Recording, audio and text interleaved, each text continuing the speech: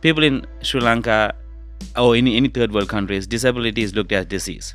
And Sri Lanka is one of the country is a lot of people in disabled, and we won't be able to see them because they are not outside. They're they're locked inside. Bad for tourism. When you go outside the country, you're like, oh my God, this country is perfect. But when you go into every household, there'll be someone in a wheelchair or someone have no legs. Southeast Asia, they're bad for tourism, so they get locked inside. Definitely. And then I get people. There's one of the guy who always speak to me. For him to go to a normal washroom with Comet, from his house he have to travel 500 meters daily to the bathroom. Because his house himself, he doesn't have a bathroom, he doesn't have a proper bed, and when he have bed sores, and the bed they're sleeping in is almost like a wood, and then pressure people, a lot of people die from pressure sores, and a lot of people die from hygiene, urine infection, stuff like that.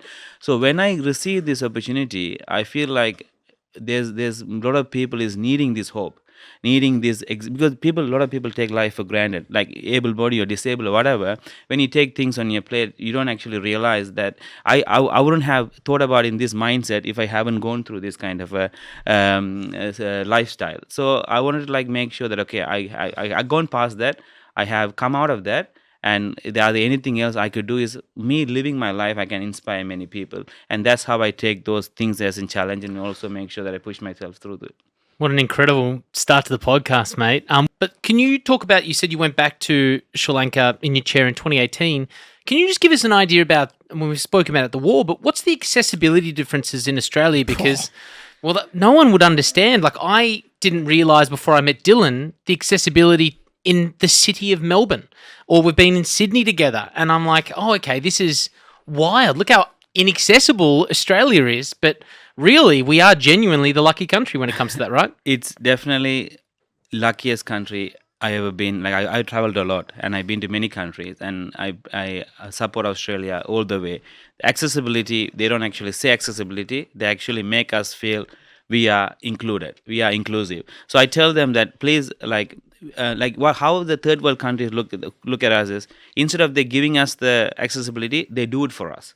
So if there's a stairs there, they will lift you.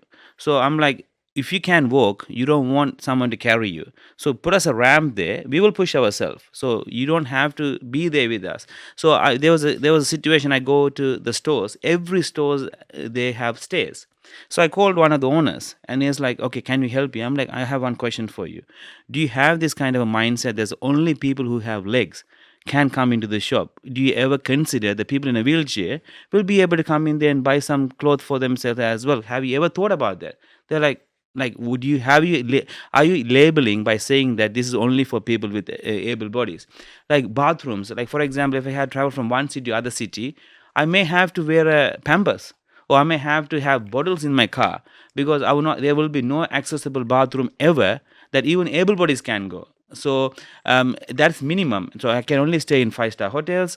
I will not be able to stay in normal people's houses. Not the worst thing. Yeah, like for example, like those are the limited option is like they're coming, but it's too far. Like people, like if I would have lived, when I was living in Sri Lanka, my parents have to carry me to the bathroom and they had to bring me back, because accessibility to the bathroom will not be like how we have right here. It will be steps and hurdles and obstacles and stuff like that. I think what Jude's saying as well is the heart's in the right place. People want to help, but they don't understand things like accessibility. But more important, the reason they don't is because they have no representation, no normalization, no mainstreaming where they realize people with disability are consumers, do want to go out, no laws around it, no mandates, nothing. So you just do it. So because I've been to Southeast Asia, I've been everywhere, like Sri Lanka, Laos, Vietnam, Thailand.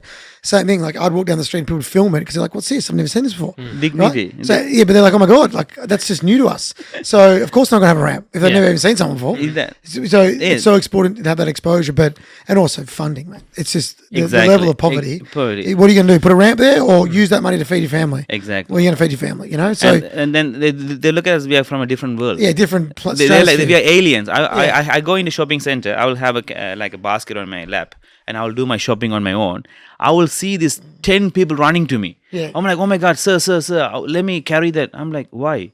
Like, "It's hurting you." I'm like, "Did I tell you it's hurting me?" Like your approach is hurting me. Not like that the basket is not doing anything. Like the way you're looking at us differently, that hurting us. Not that particular items on my leg is never going to hurt me as much as. In saying that though, some people are different. You would say no to help. I'd be like, "I'd love some help." Because I'm lazy.